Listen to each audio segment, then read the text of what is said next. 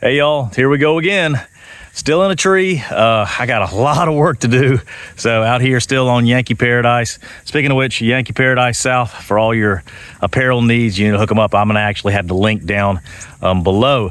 But so episode 3 of Ask Dr. Kirk. Trying to play some catch up here on some of these questions. So the first question today comes from Miss Tracy in Blackshear. Miss Tracy in Blackshear says, Dr. Kirk, do you believe in treating just the symptoms of something or actually finding out the cause of someone's illness? Tracy, great question. If you've ever been a patient of mine before, and some of my patients and regulars, hello regulars, will tell you I use this analogy all the time because I have a walk-in sick clinic, right? So I'm usually just treating people who feel really bad, right?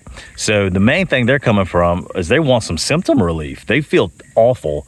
So I always give them this analogy. I say, listen, there's 2 ways to think about an illness, okay? There is, and before I say this, let me tell you, I love our EMS guys and our first responders. I'm not insulting anybody in any way here, okay? So listen closely. There's the dumb fireman. The dumb fireman recognizes there's a fire, and he finds the right bucket of water to throw on the fire. Ta-da! Easy. Dumb fireman can do that, right? But number 2 is the smart fireman. The smarter old veteran fireman knows it's not just about a bucket of water, right? It is finding out why the heck did we have a fire? You know, where's the oily rag? Where's the wires crossed somewhere? And goes and finds out that thing. So there's 2 levels when it comes to treating illness. So yes, there is some priority in the bucket of water. Because yeah, I mean, why am I going to go do all the nerdy stuff finding out the cause of something when there's still a fire, right? So throw the bucket of water on it. So yes, there is value in us just treating some symptoms. I say just treating, but I mean, honestly, that's what a lot of people come to me for. They feel terrible. They want to feel better. So dumb fireman, bucket of water, boom, we make them feel better. But now we have to figure out why the heck is there a fire? And in some illnesses, let's say somebody comes to me in a sore throat and I throw a bucket of water on it, we make them feel better. Maybe they get some antibiotics, maybe they get some steroids, whatever. They feel better. Do we have to go searching for the cause necessarily? Maybe not.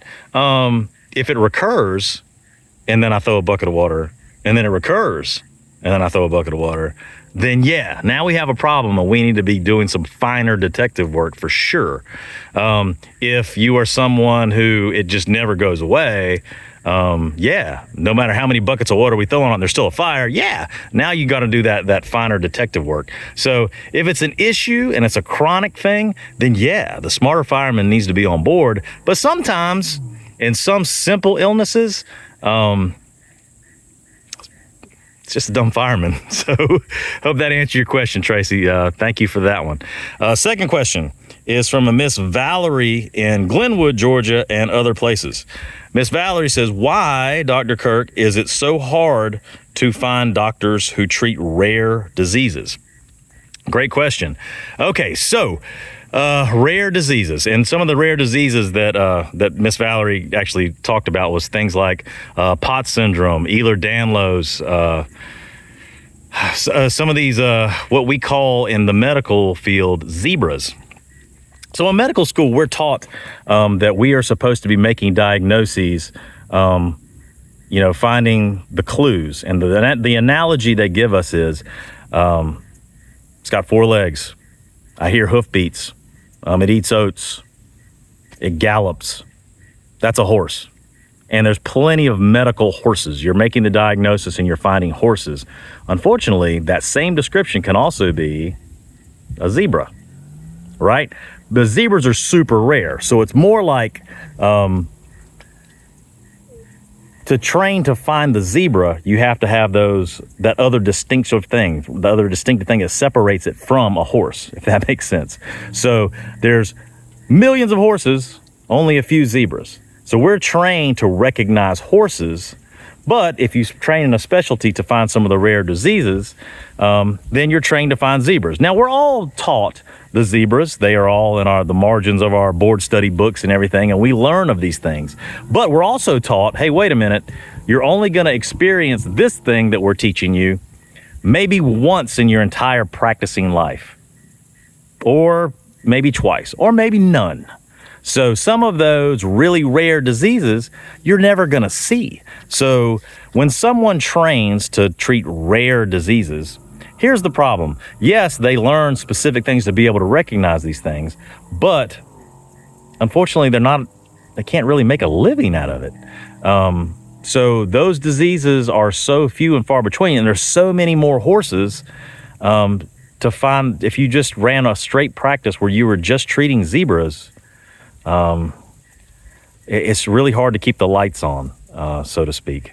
So those who specialize, and listen, I have some brothers and sisters of colleagues that are in the business of treating zebras, and God bless them, they're awesome.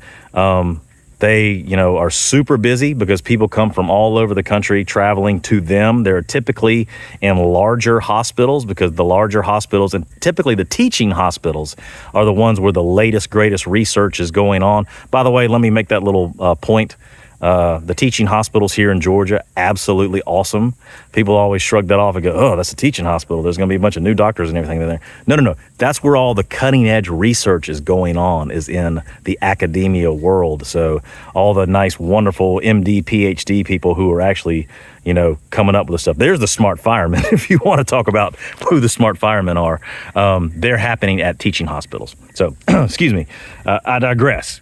So, Valerie, to answer your question, it's hard to find those kind of doctors because those doctors are very few, because they are essentially, there's a direct correlation with zebras in the medical field, and them themselves are actually zebras practicing in order to find those rare diseases. So, but please remember, as I talked about in episode 2, get with your primary care person. They are the launching pad for everything else that we do, and they can help find you one of those zebra doctors.